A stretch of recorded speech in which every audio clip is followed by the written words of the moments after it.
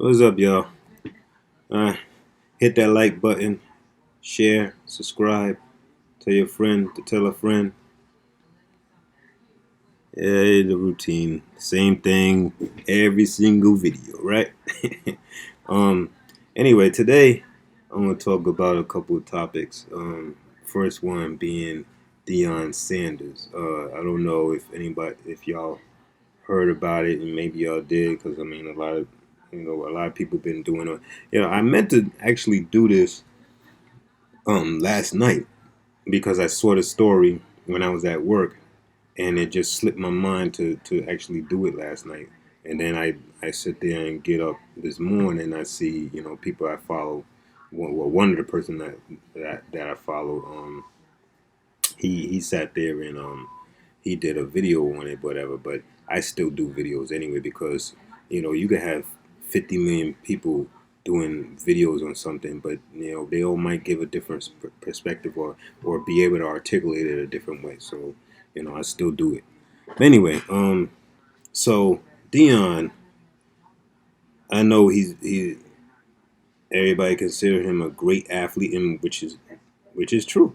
I mean, the dude sat there and played baseball and football, and he did good. He was good at both. You know what I'm saying? So I mean, the dude was good. You know, and some people say he was the best cornerback in NFL history. Fine, whatever. But my thing is, I have a thing where I like humility. I like humility. I thrive by it. I try to be as humble as possible. I like people who are humble. One of the things I liked about Derrick Rose, there's plenty of other players, but one of the things I loved about Derrick Rose, besides him playing when he was at his MVP caliber days, one of the things I loved about him was he was so humble. Like he doesn't even get into the drama. He like even if somebody takes a jab at him, he'll sit there and bow out of the confrontation gracefully. You know what I'm saying? He like when, for instance, in the playoffs, um, when Kapala was talking crap about the Knicks team. They asked him about it. He said, "You know what? I'm a grown man. I don't have time for the back and forth like that. I just want to come and play the game." I'm 32 years old, bro. I never talked like that in my life, and I'm not gonna start now once Clint Capella's like start talking crazy. Like it don't get to me like that. So I'm just too old for that. So, I love humility. And getting back to Dion, and the reason why I went into the humility thing is I've always, you know, from what I've always known about Dion, what I've always seen about Dion, he's always been a narcissistic motherfucker. Let's be real. He's always been conceited and narcissistic in my eyes. I watched Gravity Takeouts. That was the one I watched this morning. I watched his take on it, and he always spins a good perspective because I know he likes to stay on the positive side. So he tries to no matter what story he's covering, he tries to show the positive side or whatever. And I admire that about the brother. And I agree with a lot of things he says, and then sometimes I don't agree with what he says. Now now apparently Dion walked out of an interview because this white reporter called him by the name Dion. Now his argument was, now you're not gonna call Nick Saban by his first name. You're not gonna call him Nick. You're gonna call him Coach Saban, or Mr. Saban, or address him properly. So give me the same respect. I get that. You want that kind of respect, but at the same time, I'm not one that's hung up on titles. I hate people that are hung up on titles, and he's definitely the type that to do that because he's always been narcissistic and conceited. So he's the one that hangs up on titles. It's like when it always been a turnoff to me when granted, getting a doctorate getting a doctorate is a great accomplishment, and you have to go through a lot. You know what I'm saying? Just me getting, I know about the education field. Just me getting my master's is a accomplishment. That is a lot, you know. But a doctorate is even bigger, you know, because you got to go through all that paperwork and all them hours of studying and whatever, and you got to sit there and put together a dissertation, and you got to argue that dissertation in order to get the doctorate. So I get the accolade or whatever, but at the same time, you know, you have people who get that accolade and they so hung up on titles that if you call them Mr. So and so or Mrs. So and so or Ms. So and so, which is still not disrespectful, but if you call them that, they're like, no, it's Doctor So and So. Like, chill, chill. Who sat there and elected you, this god or demigod? You know what I'm saying? Who told you that you're sit there and you're better than me, so you must demand respect from me? That's how I feel when with situations like Deion, where he's sitting there saying, no, don't call me Deion. But Gravity Takeout's spin on it was that, you know, as a black man, you want to, you know, you want the same respect that you would give a white man, and this and that. I get that aspect of it, but at the same time, I don't like being hung up on titles. So what? You're a coach. So what? You was one of you the best cornerback or one of the best cornerbacks or whatever the case may be, and you're the coach of the HBCU now. Nobody's going to take away your accolades. Nobody's going to take away the fact that you're a great athlete. Nobody's going to take away the fact that you're called Prime Time, and you got that name Prime Time for a reason. But you know, to sit there and somebody's humbly giving you an interview, I don't think he meant any malice. I don't think he had any malice or mischievous behavior behind it. I don't think he was being nefarious. You know what I'm saying? So why are you gonna cut him off and say no, no, no, no, stop, stop, stop, stop? Don't call me by Deion. And then he winds up walking out. You watch the clip. You're up. Hey, Dion, was just wondering if you could. Hold on. Let's back up a little bit. You don't call Nick Saban Nick. Don't call me Deion now. Okay. I call Nick Saban Nick. Yeah, I'll you call him don't. Dion. No, you don't. No, you don't. That's a lie. If you call Nick Nick, you know you get cussed out on the spot. So don't do that to me. Treat me like Nick. Okay, Dion. All right. Just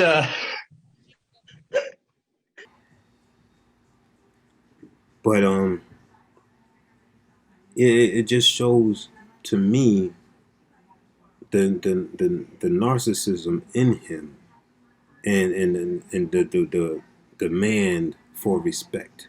All right, yes, we deserve respect. You know what I'm saying? And plus, of course, you don't want nobody disrespecting you. But I don't feel like calling somebody by their name is any sign of disrespect. Now, if you call him out of his name, then that's a different story. If he sat there and said, you know, your N word, or called him a son of a, you know what I'm saying?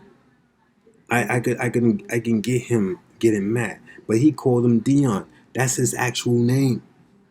That's his name on his birth certificate. That's his name that he always been going by. He called him by Deion. So freaking what? So what?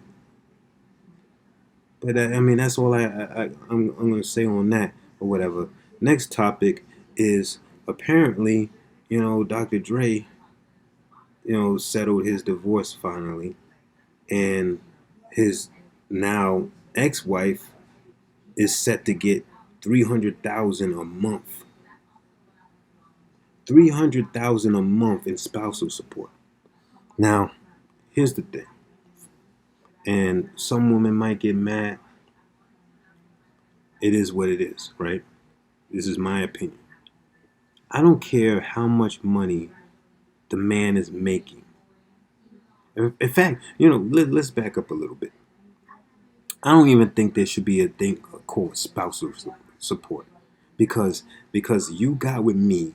I worked hard to sit there and get what I got, and you got used to some lifestyle under me, right? And because of that, you're entitled to sit there and now You don't carry my name no more. You can then change your name back to your maiden name, and you go back and you go about your business. But yet now, because I made so much money, I gotta pay out to you so you can sit on your butt all the rest of your freaking life. You ain't gotta do nothing. You don't have to lift a finger. You don't have to do no job. You can sit there and your life is a permanent vacation. That should not be. Nobody should be getting 300,000 a month. I don't care how much money the dude make. Sit there, you make a set payment. Let her go about her way. Let him go about his way. But 300,000 a month, that's ridiculous. Even for a child, when it's a child support case and it's with the star, then the mother is getting 300,000 a month, and maybe sometimes even more. It doesn't take that much to take care of a child. Yeah, children are expensive, but they're not that expensive. Once two people part their ways, you know what I'm saying? The next person shouldn't be still responsible for taking care of the next person. For all that, they might as well stay married. That's how I look at it. But like I said, a lot of women might sit there and think that's favorable because it favors them. So of course they wouldn't be against it. But I know there are some sensible women out there, and no disrespect to any woman out there. So please don't come at me. But it's just, to me, it's just plain ridiculous. Should they get some kind of money? I'm not against that. But these large sums of money to put them in a position where they don't have to sit there and work a day in their life, while they're free to date whoever and be with whoever, and they probably sit there and be spending some of that money on homeboy, and you can't do nothing about it, right? A lot of stars. That's why a lot of stars do prenups, and some don't, whatever. But there's a reason why people do prenups, because of these kind of situations. So now with the prenup, you have a set thing that says, well, if we split apart, this is what you get, and this is what happened, da da da da. And so you can't break off of that, because then you have like some nasty divorces have been Steven Spielberg and Harrison Ford or whatever. I can't remember the details of Steven Spielberg, but I know with Harrison Ford, at the time of the divorce, she was awarded not only money, but she was awarded part royalties from anything Harrison Ford did from the beginning of his career up to the divorce. So whenever they sit there and play reruns of Star Wars and Indiana Jones and whatever else he might have done, Clear and Present Danger, all these movies he's done, she gets a part of that. She gets part of the royalties. Steven Spielberg, I remember them saying it was nasty, but I don't remember the details of it, so I'm not going to really speak too much on that. But I know it was a nasty divorce, and he had to dish out a lot of money. He had to dish out a lot of money, and for what? Because I don't know the full extent of what goes on behind the scenes, but I'm pretty sure they didn't really have a hand in building that wealth. They didn't have a hand in sitting there creating these movies and directing these movies or starring in these movies or doing the production for the music and whatever the case may be. They didn't have no hand in none of that, but they're reaping the benefits of it. I don't think that's right. That's just that's how I look at it. Now, last topic. Now, a lot of people might not know about it, but if you follow Kwame, you know the story of Jessica Reed. Now, this is a girl who, Charlamagne the God sat there and allegedly raped when she was, a young teenager or whatever. And he sat there and pretty much got away with it because he sat there and he pleaded to a lesser charge or whatever. And he's able to sit there and reap the benefits of being on the Breakfast Club and making money off of that or whatever, instead of being behind bars where he should be for doing what he did, you know. But I say that because it's so crazy how like Kwame says, people in the go along, get along gang get protected. As long as they sit there and do master's bidding, they'll be protected. Charlamagne has some kind of power, because I've even heard people sit there and say when they said real bad things against him, and he caught wind of it, they got letters saying cease and desist.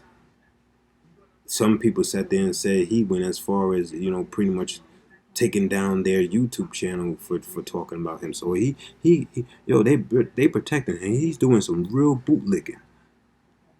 That leads into the main point of what I'm trying to say is, now he apparently has a new show coming up on Comedy Central. So instead of Jessica Reed getting justice, instead of people sitting there, trying to push for Jessica Reed to get justice or whatever, and him losing his job, he's sitting there advancing his career. I don't think people like him should be advancing their career. I never liked the dude anyway. I never liked the Breakfast Club, and I never cared for him.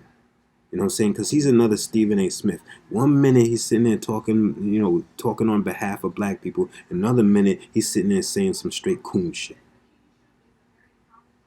Straight Stephen A. Smith. Stephen A. Smith, Jason Whitlock.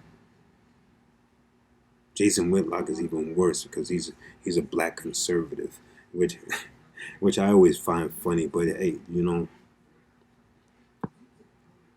one thing I will give it to them is their